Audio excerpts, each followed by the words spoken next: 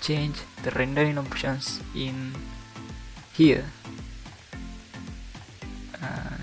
in render cache, none, smart or user. In smart, it's based on artificial intelligence. The system also take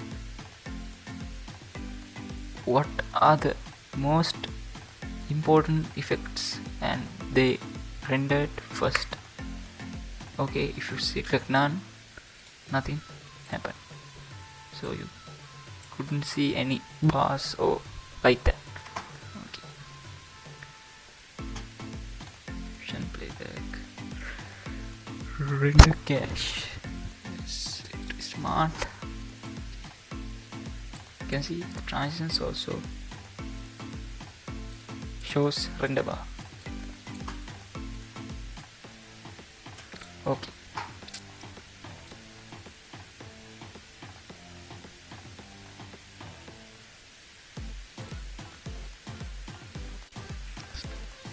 so let's learn about this inspectors. In inspectors you can see more things. You can see composites, transform, cropping, dynamic zoom, stabilization, retime and scaling, and lens corrections.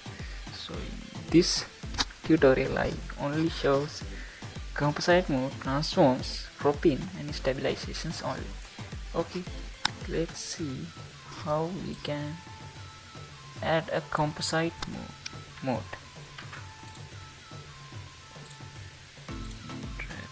I take another video to our timeline. Hit magnetic tool. Okay.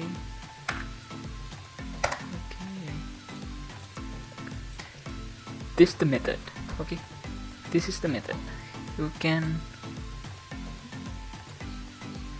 drag this clip on the top of the previous clip, then it shows it is in our video line 2. All of these are in our video line 1, and all of these are in our video line 2. If you want to add this clip onto our video line 3, drag and drop. To 4, drag and drop. To 5, drag and drop. Okay, now okay, let's add composite mode to this clip.